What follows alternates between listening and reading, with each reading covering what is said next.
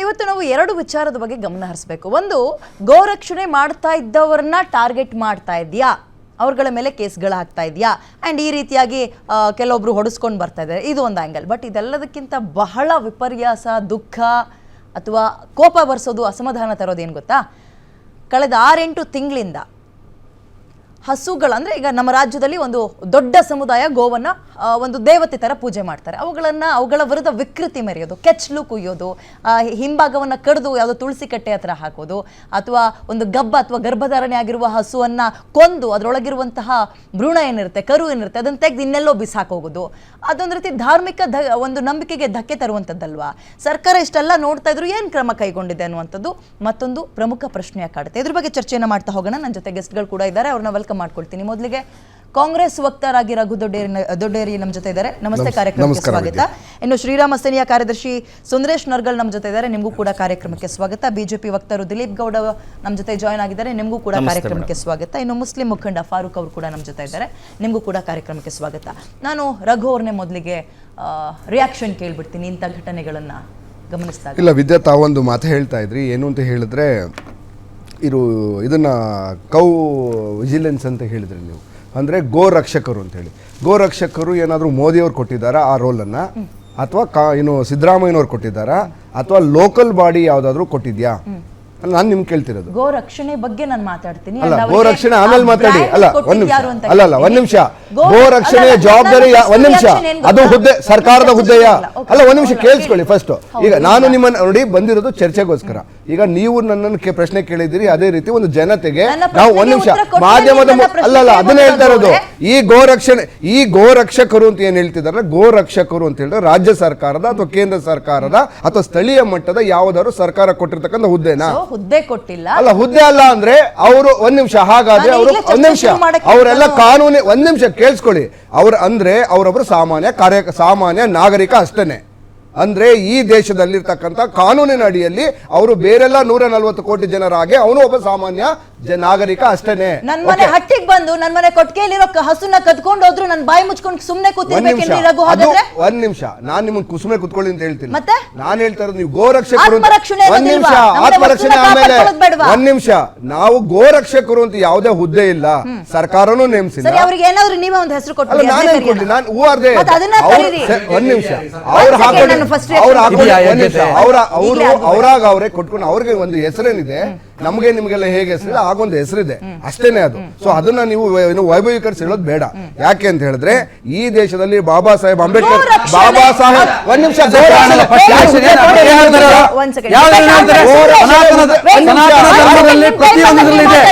ಈಗಲೇ ಡಿಬೇಟ್ ಹಾಳು ಮಾಡ್ಬಿಡಿ. ನಿಮ್ ಟೈಮ್ ಕೊಟ್ಟಾಗ ನೀವು ಹರಿಕತೆನಾದ್ರೂ ಹೇಳಿ, ಗಿರಿಕತೆನಾದ್ರೂ ಹೇಳಿ, ನಿಮ್ಗೆ ಟೈಮ್ ಕೊಟ್ಟಾಗ ನೀವು ಮಾತಾಡಿ, ನೀವು ಮುಂದುವರಿಸಿ. ಎಸ್.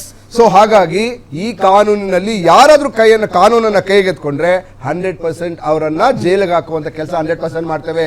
ಇಲ್ಲಿ ಗೋ ರಕ್ಷಣೆ, ಹಸು ಮೇಕೆ, ಕುರಿ ರಕ್ಷಣೆ ಅಂತ ಯಾವುದೂ ಇಲ್ಲ ಇಲ್ಲಿ. ಯಾವುದೇ ಸರ್ಕಾರ ಅದಕ್ಕೋಸ್ಕರ ಪೊಲೀಸ್ ಇಲಾಖೆ ಇದೆ, ಅದು ಪಶುಸಂಗೋಪನಾ ಇಲಾಖೆ ಇದೆ, ಫಾರೆಸ್ಟ್ ಡಿಪಾರ್ಟ್ಮೆಂಟ್ ಇದೆ. ರಾಜ್ಯದಲ್ಲಿ ಇದೆಯಾ ಅಥವಾ ಇಲ್ವಾ? ಗೋ ರಕ್ಷಣೆ ಕಾಯ್ದೆ ಇದೆ, ಹಾಗಾದ್ರೆ ಗೋ ರಕ್ಷಕರು ಹಾಕ್ಬೇಕು. ಕಾಯ್ದೆ ಇದ್ಮೇಲೆ ಕಾಯ್ದೆ ಏನು? ಹೌದು, ಉಪ್ಪುಕಾರ ಹಾಕೊಂಡು ನೆಕ್ಲಿಕ್ಕ ಕಾಯ್ದೆ. ಓಕೆ, ನೀವು 2 ವರ್ಷದಿಂದ ಅಧಿಕಾರ ಮಾಡ್ತಾ ಇದ್ದೀರಾ, ಇಲ್ಲಿ ತನಕ ಗೋವನ್ನ ಸಾಗಣೆ ಮಾಡಿದವರು ಅಥವಾ ಕಳ್ತನ ಮಾಡೋರ ವಿರುದ್ಧ ಎಷ್ಟು ಕೇಸ್ಗಳು ಯಾವ್ಯಾವ ಊರಲ್ಲಿ ಹಾಕಿದ್ರಿ? ಒಂದೇ ಒಂದು ಎಕ್ಸಾಂಪಲ್ ಕೊಡಿ. ಒಂದು ನಿಮಿಷ, 1500 ಕೇಸ್ ಹಾಕಿದೀವಿ. ಒಂದು ಎಕ್ಸಾಂಪಲ್ ಇದನ್ನ ಲೆಕ್ಕ ತೆಗೆದುಕೊಳ್ಳಿ. ಬೆಳಗಾವಿಯಲ್ಲಿ ಮೊನ್ನೆ ಆಗಿರ್ತಕ್ಕಂಥ ಕೇಸನ್ನ ಕಂಪ್ಲೇಂಟ್ ಮಾಡಿದ್ದಾರೆ. ಯಾರ ವಿರುದ್ಧ? ಒಂದು ನಿಮಿಷ, ಒಂದು ನಿಮಿಷ, ಕಳ್ಳತನ ಮಾಡಿರೋದು ಯಾರು ಮಾಡಿದ್ದಾರೆ ಅವ್ರ ಮೇಲೆ ಕಂಪ್ಲೇಂಟ್ ಮಾಡಿದೀವಿ. ನೀವು ಟ್ರಾನ್ಸ್ಪೋರ್ಟ್ ಮಾಡಿದವ್ರನ್ನೆಲ್ಲ ನೀವು ಸ್ಲಾಟರ್ ಅಂತ ಹೆಂಗ್ ಕನ್ಸಿಡರ್ ಮಾಡ್ತೀರಿ?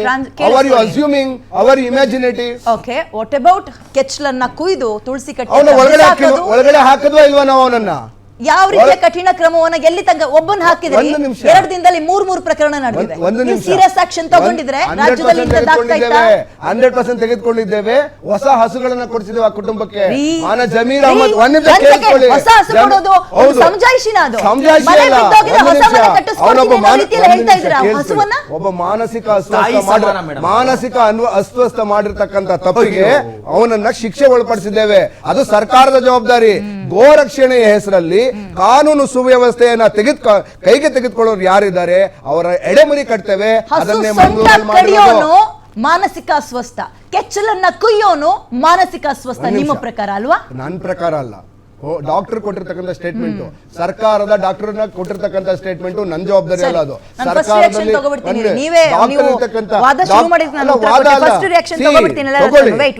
ನಾವು ಜವಾಬ್ದಾರಿಯುತ ಸ್ಥಾನದಲ್ಲಿ ಇಟ್ಕೊಂಡು ಬೆಂಕಿ ಹಚ್ಚುವ ಕೆಲಸವನ್ನ ನಾವು ಮಾಡಬಾರ್ದು. ಬೆಂಕಿ ಹಚ್ಚೋ ಕೆಲಸ ಈಗ ಒಂದ್ ನಿಮಿಷ, ಮನೆ ಬಾಗ್ಲಿ ಬಂದು ಕೊಟ್ಟಿಗೆಯಿಂದ ಹಸು ಎಳ್ಕೊಂಡು ಹೋದ್ರು ನಾನು ಬಾಯಿ ಮುಚ್ಕೊಂಡು ಕೈ ಕಟ್ಕೊಂಡು ಕೂತ್ಕೊಳ್ಳೋದು. ಒಂದು ನಿಮಿಷ, ನೀವು ಎಕ್ಸ್ಪೆಕ್ಟ್ ಮಾಡ್ತೀರಾ? ಜಸ್ಟ್ ಕಳ್ಳತನದ ಕೇಸ್ ಅಷ್ಟೇನೆ, ಸಾವಿರಾರು ಕೇಸ್ ಕಳ್ತನ, ಇದು ಚೈನ್ ಸ್ನ್ಯಾಚಿಂಗ್ ಕೇಸ್ಗಳು ಬಿಜೆಪಿ ಸರ್ಕಾರದಲ್ಲಿ. ಅದು ಬಿಜೆಪಿ ಸರ್ಕಾರದಲ್ಲಿ 41,000 ಆಕ್ಸಿಡೆಂಟ್ ಕೇಸ್ ಆಗಿತ್ತು. ಕೊರಳಿಕಾಯಿ ಹಾಕಿ ಸರ ಕದಿಯೋದನ್ನು, ಕೊಟ್ಟಿಗೆಗೆ ಬಂದು ಹಸು ಕತ್ಕೊಂಡು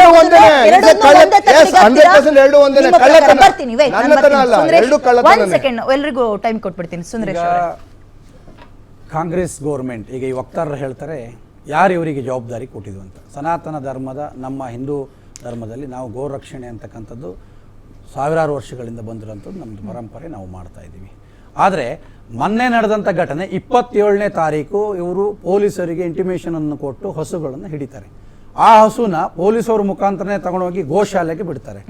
ಗೋಶಾಲೆಯಿಂದ ಅದೇ ಇನ್ಸ್ಪೆಕ್ಟರ್, ಅಲ್ಲಿರುವಂಥ ಇನ್ಸ್ಪೆಕ್ಟ್ರೇ ಮತ್ತೆ ಮಾತಾಡಿ ಆ ಹಸುವನ್ನ ಮತ್ತೆ ಅದೇ ಮುಸ್ಲಿಂ ಜಿಹಾದಿಗಳಿಗೆ ಕೊಟ್ಟು ಆ ಹಸುಗಳನ್ನು ತಗೊಂಡೋಗ್ತಾರೆ. ಆ ವಿಷಯ ಇಂಟಿಮೇಷನ್ ನಮಗೆ ಬರುತ್ತೆ.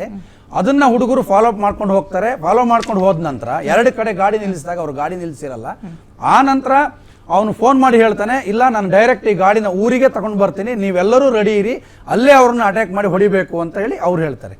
ಆದರೆ ನಿನ್ನೆಯ ಅಲ್ಲಿ SP ಅವ್ರು ಹೇಳ್ತಾರೆ ಇವರು ಮನೆ ನುಗ್ಗಕ್ಕೆ ಬಂದರು ಅಂತ ಹೇಳ್ತಾರೆ.